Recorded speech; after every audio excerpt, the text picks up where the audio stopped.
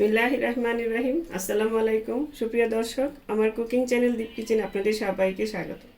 আজকে আমি করে দেখাবো এই আমের সিজনে একটা আম দিয়ে আমের একটা বরফি, মানে নতুন আইটেম একটা। এই জিনিসটা আমি বানিয়ে দেখেছি, খুবই ভালো হয় এবং আপনাদের সাথে শেয়ার করতে আসলাম। এই জন্য চলুন তাহলে কথা না বাড়িয়ে রেসিপিটা শুরু করা যায়। আমের এই বরফিটা বানানোর জন্য কাঁচা আমের বরফি, অবশ্যই কাঁচা আম, এখন কাঁচা আমের সিজন। এই যে এরকম আম আমি মিডিয়ামের চেয়ে একটু ছোট সাইজের আম নিয়ে নিয়েছি। এখানে প্রায় 800 গ্রামের মতন আম আছে। আর এটার সাথে লাগবে চিনি। এই যে এখানে 300 গ্রাম চিনি নিয়েছি। এটার সাথে আমি কিছু গুড় ব্যবহার করব, সেই জন্য অল্প নিয়েছি। আর আপনারা স্বাদটা মানে বাড়িয়ে কমে নিতে পারেন, এটার চিনির স্বাদ যে যেরকম খান। আর এখানে আছে সামান্য হাফ চা চামচ হলুদ গুঁড়া, হাফ চা চামচ লবণ, 1 টেবিল চামচ কাশ্মীরি লাল মরিচের গুঁড়া। এটা কালারের জন্য, এটা নাও দিতে পারেন, অপশনাল আর কি, কালারটা সুন্দর আসে এই জন্য। আর এখানে এটার মশলাটার জন্য নিয়ে নিয়েছি 4টা লাল মরিচ, মানে শুকনো মরিচ, 1 চা চামচ পাঁচফোড়ন আর 1 চা চামচ মিষ্টি জিরা যেটা বলে। এটা এইগুলো আপনি এই মিষ্টি জিরাটা ছাড়াও পাঁচফোড়ন দিয়ে শুধু তৈরি করে নিতে পারেন। মিষ্টি জিরাটা দিলে আমাদের কাছে ভালো লাগে, সেই জন্য মিষ্টি জিরাটা দিলাম। আর এখানে 2 টেবিল চামচ কর্নফ্লাওয়ার রেখে দিয়েছি। এটা আমি হাফ কাপ পানি দিয়ে এটা গুলিয়ে নিব। এগুলি সব রেডি করে রাখলে আপনার রান্নাটা তাড়াতাড়ি হয়ে যাবে। এই জন্য আমি একসঙ্গে আগে প্রথমে রেডি করে নিই, তারপরে রান্নাটা শুরু করি। এখন এটা ভালো মতন মিশিয়ে নিতে হবে। ভালো মতন মিশিয়ে এই যে এক সাইডে রেখে দিচ্ছি। প্রথমে এখন আমি যেটা বরফিটা বসাবো, এটা থালার মধ্যে, স্টিলের থালা, আপনারা যেটাতে মানে বরফিটা বসাতে পারেন, এটা স্টিলের হোক কাচের হোক। এখানে একটু ঘি দিয়ে তারপরে আমি এটা হাত দিয়ে ভালো করে এই যে মাখিয়ে নিব, যাতে বরফিটা উঠানোর সময় আপনার সুবিধা হবে। এইভাবে ভালো মতন এটা মেখে তারপরে এক সাইডে আমি রেখে দিচ্ছি। এখন আমি আম থেকে একটা আম নিয়ে ভেজিটেবল পিলার দিয়ে এটা মানে ছিলে নিব। এই দেখুন আমি সবগুলো আম ছিলে নিয়েছি। এই দেখুন ব্যাটার আমার কাঁচা পাকা আম দিয়ে দিছে, মানে ভিতরে উপরে কিন্তু কাঁচা ছিল, ভিতরে পেকে গিয়েছে। তো অসুবিধা নাই, এটা তো বরফি বানাবো। এখন আমি এটা থেকে যে কেটে নিব। আমি এভাবে কেটে নিচ্ছি, এভাবে কুচি কুচি করে। আপনারা যেভাবে পারেন, এটা ব্লেন্ড করা হবে, অসুবিধা হবে না, মানে যেভাবে যার ইচ্ছা সেভাবেই কেটে নিতে পারেন। এই যে আমি এইভাবে কেটে নেব, আমার সুবিধার্থে কেটে নিচ্ছি। আমি যেভাবে আপনাদের সুবিধার্থে আপনারা যেভাবে ইচ্ছা সেভাবেই কেটে নিতে পারেন। এভাবে সবগুলি কেটে নিচ্ছি। এই দেখুন আমি সবগুলো আম কেটে তারপর ধুয়ে ভালো মতন একটা চালনিতে ঝরিয়ে নিয়েছি পানিটা। এখন আমি এই মিক্সি জারের মধ্যে দিয়ে এটা ব্লেন্ড করে নিব।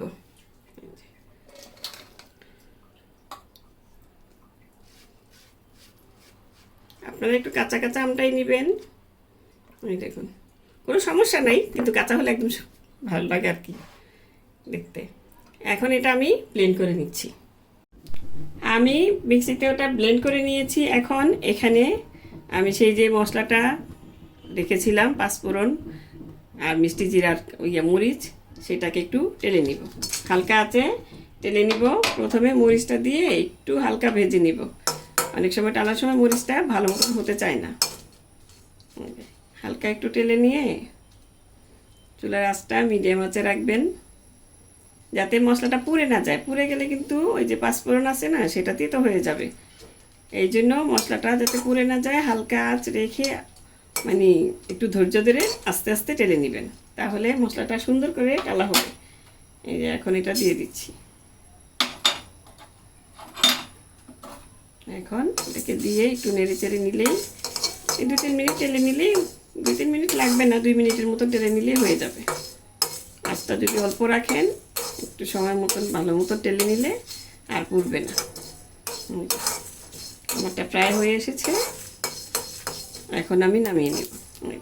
একটু চিটচিটে আওয়াজ হলেই নামিয়ে নেবেন। এই দেখুন চুলার আঁচটা বন্ধ করেও তারপর কিছুক্ষণ আমি নেড়ে চেড়ে নিলাম। এতে হবে কি আপনার মশলাটা সুন্দর মতন ভাজা হবে, মুচমুচে হবে। এখন এটা আমি এক সাইডে নামিয়ে রেখে দেব।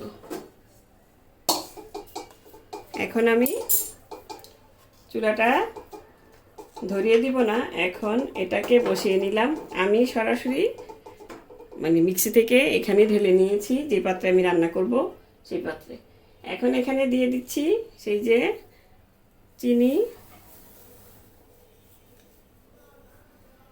চিনিটা, ওই যে বললাম আপনাদের আমের টক বুঝে, আবার যে যেমন মিষ্টি খান সেই মিষ্টি বুঝে দিবেন। আর এখানে দিয়ে দিচ্ছি সেই কাশ্মীরি মরিচ আর লবণ আর হলুদ। আর এখন দিয়ে দিব এই যে বললাম একটুখানি গুড়, লিকুইড গুড়, যেটা মানে খাঁটি বাংলায় একদম ঝোলা গুড়, সেটা হালকা একটু দিলাম। এতে না খুব সুন্দর একটা স্মেল আসে, খুব ভালো লাগে খেতে। আপনারা একবার বানিয়ে খেয়ে দেখবেন, মানে আমি আশা করি আপনাদেরও ভালো লাগবে। এখন এই যে চুলার আঁচটা ধরিয়ে দিলাম, এখন শুধু নেড়ে চেড়ে যেতে হবে। নেড়ে চেড়ে ভালো মতন মিশিয়ে নিতে হবে। আপনারা ভালো মতন মিশিয়েও চুলাটা ধরিয়ে নিতে পারেন, এটা নতুনদের উদ্দেশ্যে। কারণ অনেক সময় চুলার আঁচ ধরিয়ে নিলে তারপর নেড়ে চেড়ে নিতে অনেক অসুবিধা হয় হয়তো অনেকেরই, এই জন্য বললাম। সব মিশিয়ে নিলে ভালো মতন মানে আর অসুবিধা হবে না। এই দেখুন, এখন বাজারে প্রচুর আম, মানে যতভাবে পারেন সংরক্ষণ করে নিতে পারেন। এটা অবশ্য বেশি দিন সংরক্ষণ করা যায় না, ফ্রিজে রেখে 1 মাসের মতন খাওয়া যাবে এটা। তবে সংরক্ষণ করা লাগবে না আপনি, মানে এটার স্বাদ অনেক, খুব মানে যে পরিমাণে এটার মজা লাগে আর কি খেতে, এটা আপনি রাখতেও পারবেন না। বাসায় বানালে সাথে সাথেই ফুরিয়ে যাবে, বাচ্চারা খেয়ে নেবে মিষ্টি ভেবে।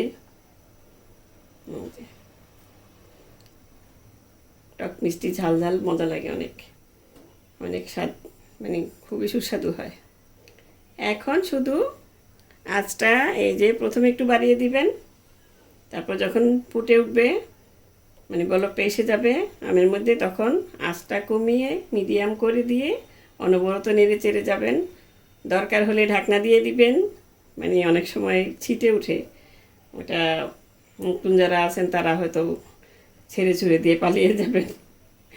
এই জন্য বললাম চুলার আঁচটা মিডিয়ামে রাখবেন। আর এই দেখুন ফুটে উঠতেছে। এখন সেটা শুরু করলে আস্তে করে ঢাকনাটা দিয়ে কিছুক্ষণ ঢেকে ঢেকে আবার খুলে খুলে এটা রান্না করে নিতে পারবেন, অসুবিধা হবে না। কারণ এখন নিচে লাগবে না, একটু পরে আস্তে আস্তে যখন ঘন হবে তখন নিচে লেগে যাবে। এই জন্য নাড়াচাড়াও বন্ধ করা যাবে না, এখন বন্ধ করতে পারবেন। এই তো আমি নেড়ে চেড়ে যাবো, কারণ আমার অত অসুবিধা হবে না। যখন দেখবো বেশি ফুটে উঠছে তখন আমি আস্তে করে আরেকটু কমিয়ে দেবো চুলার আঁচটা। এইভাবে আমি রান্না করে এটা বানিয়ে নেব। এই দেখুন এটা প্রায় হয়ে এসেছে, মানে 50% হয়ে গিয়েছে। এখন এখানে আমি সেই যে মশলাটা তেলে রেখেছিলাম সেটা কিছুক্ষণ রেখে দিয়েছিলাম, মুচমুচে হয়েছে।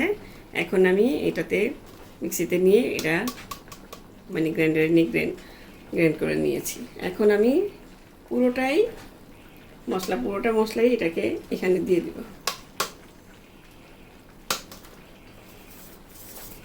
হাত দিয়ে ভালো মতন কেচে কুচে দিয়ে দিবেন। এখন আবার মশলাটাকে ভালো মতন মিশিয়ে নিতে হবে।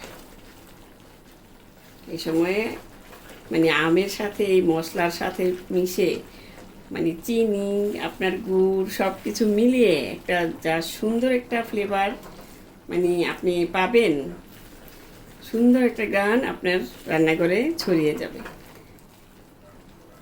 আর যারা থাকবে বাসায় তারা বলবে কতক্ষণে হবে, কতক্ষণে খাবো।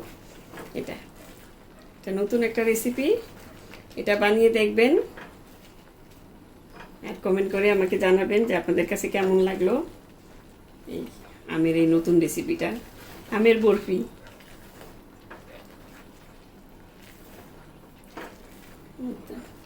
অনেক তো খেয়েছেন আমের আচার, আমের মুরব্বা, আমের অনেক কিছুই, জুস, আম পান্না, অনেক কিছু।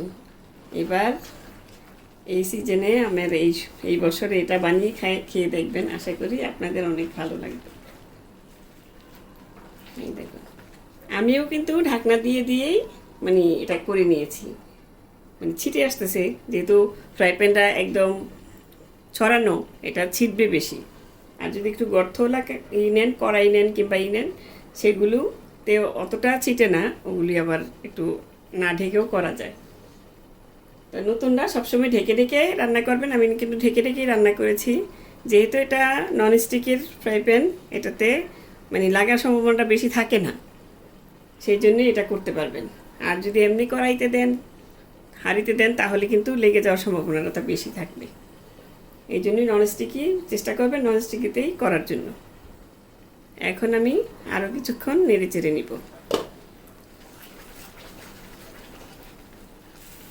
কালারটা কত সুন্দর এসেছে, ওই কাশ্মীরি মরিচের গুঁড়াটা দেওয়াতে, আবার গুড় দেওয়াতে কালারটা খুবই সুন্দর আসে।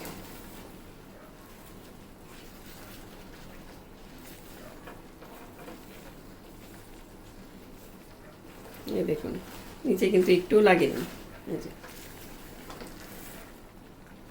এটা একটু ধৈর্য ধরে আস্তে আস্তে জাল দিয়ে করলে আপনার অতটা ছিটবে না।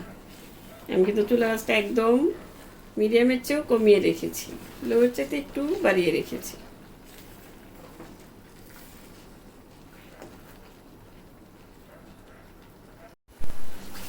এই দেখুন, যখন এই পর্যায়ে চলে আসবে তখন আপনাদের এই যে এখন এখন এখানে সেই কর্নফ্লাওয়ারটা যেটা গুলিয়ে রেখেছিলাম, 2 টেবিল চামচ কর্নফ্লাওয়ার, হাফ কাপ পানি দিয়ে, সেটাকে এখন আবার আমি একটু নেড়ে চেড়ে নিব, কারণ কর্নফ্লাওয়ারটা কিন্তু কিছুক্ষণ রেখে দিলে নিচে জমাট বেঁধে যায়। এই যে এখন ভালো করে মিশিয়ে নিয়েছি, এখন আর মানে কোনো জমাট বাঁধা নেই। এখন এটা পুরোটাই ঢেলে দিতে হবে। এখন নতুনরা বলবেন যে আবার তো এটা লিকুইড হয়ে গেল, না না, লিকুইড হবে না, এটা কর্নফ্লাওয়ারটা দিলে আরও সুন্দর মতন ঘন হয়ে যাবে, জমে যাবে। এখন ভালো মতন তাড়াতাড়ি মিশিয়ে নিতে হবে আপনার।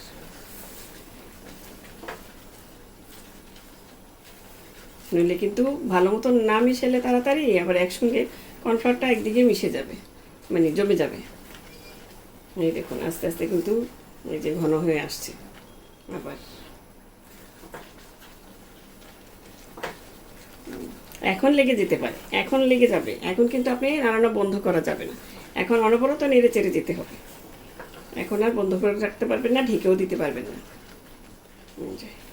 এখন ঢেকে দিলে কিংবা বন্ধ করলে নাড়া, তাহলে আপনার কর্নফ্লাওয়ারটা নিচে লেগে পুড়ে যাবে আর খাবারটা নষ্ট হয়ে যাবে।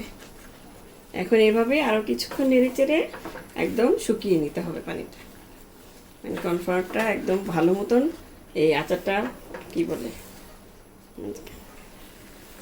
এটা ভালো মতন নেড়ে চেড়ে মিশিয়ে নিতে হবে। এখন একটু কষ্ট, মানে নাড়াটা বন্ধ করা যাবে না। এই দেখুন আবার ওরকম আগের মতন হয়ে গিয়েছে। এখন শুকিয়ে গেলেই আমি এটা নামিয়ে নেব। দরকার হলে এখন চুলার আঁচটা আরেকটু কমিয়ে দিবেন, একটু পরে যখন নাড়ানো শেষ হয়ে যাবে, মানে মিশানো হয়ে যাবে, তখন একটু চুলার আঁচটা কমিয়ে আস্তে আস্তে নেড়ে চেড়ে ভালো মতন, একটু সময় লাগবে, কিন্তু না কমালে কিন্তু আবার, আমি কমিয়ে দিয়েছি একটু, না কমালে লেগে যাবে, আপনি ঠিক মতন করতে পারবেন না, হ্যান্ডেল করতে পারবেন না। এভাবে আরও কিছুক্ষণ নেড়ে চেড়ে তারপরে এটা সম্পূর্ণভাবে শুকিয়ে নেব। তাহলে হয়ে যাবে মজাদার কাঁচা আমের বরফি, মুখে লেগে থাকার মতন বরফি।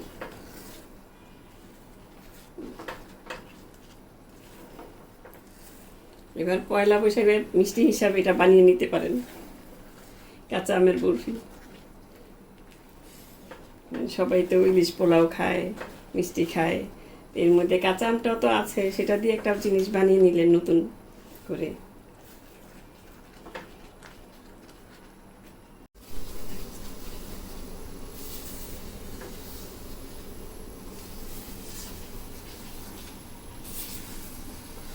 এই দেখুন প্যানের গা ছেড়ে দিচ্ছে। এখন বুঝবেন যে বরফিটা এরকমভাবে যখন আস্তে আস্তে পড়বে তখন বোঝা যাবে যে হয়ে গিয়েছে। এখন এটা আর একটু 1 মিনিটের মতো নাড়াচাড়া করে আমি নামিয়ে নিচ্ছি। এই দেখুন আমি যে প্লেটটা ঘি দিয়ে মাখিয়ে রেখেছিলাম সেটার মধ্যে এখন ঢেলে নিচ্ছি। এটা থালাটা আপনারা চেষ্টা করবেন ঘি দিয়েই করে নিতে, তেল দিয়ে অনেকে করে, তেলের একটা স্মেল আসে কিন্তু। এই দেখুন আমি প্লেটে ঢেলে নিয়েছি। এটা কিন্তু সাথে সাথেই জমে যাবে যেহেতু কর্নফ্লাওয়ার দেওয়া আছে এটাতে। এখন একটু এভাবে এভাবে এভাবে করে দিবেন, বাস হয়ে গেল। এখন এটা ঠান্ডা হলে আমি আপনাদের কেটে দেখিয়ে দিব কত সুন্দর বরফি হয়েছে। ফিরে এলাম কিছুক্ষণ পর, প্রায় কিছুক্ষণ না, ঘন্টাখানিক পর। এই দেখুন এটা সুন্দর মতন সেট হয়ে গিয়েছে। যেহেতু কর্নফ্লাওয়ার দেওয়া আছে এটা সেট হতে বেশিক্ষণ সময় লাগবে না। এখন আমি এটা বরফি আকারে কেটে নিব। এই দেখুন আমি কেটে নিয়েছি। এখন আমি একটা পিস উঠিয়ে দেখাচ্ছি আপনাদের। এই দেখুন কত সুন্দর বরফি হয়ে গিয়েছে। এখন আমি সম্পূর্ণ কেটে সাজিয়ে দেখাচ্ছি। এই দেখুন আমি প্লেটে সাজিয়ে নিয়েছি বরফি আকারে কেটে। আপনারা অন্যভাবে কেটে নিতে পারেন। দেখতে কত লোভনীয় হয়েছে, খেতেও এর চেয়েও অনেক বেশি সুস্বাদু হয়েছে। আপনারা বানিয়ে না খেলে বুঝতে পারবেন না। আপনারা বানিয়ে খাবেন, আশা করি আপনাদেরও ভালো লাগবে। তো দর্শক আজ এ পর্যন্তই। রেসিপিটি ভালো লাগলে প্লিজ আমার চ্যানেলটি সাবস্ক্রাইব করে নিয়মিত চ্যানেলটির পাশেই থাকবেন। সুস্থ থাকবেন, আর এই আমের সিজনে এরকম বরফি বানিয়ে খাবেন আমার রেসিপি দেখে, আর আমার জন্য দোয়া করবেন। আল্লাহ হাফেজ।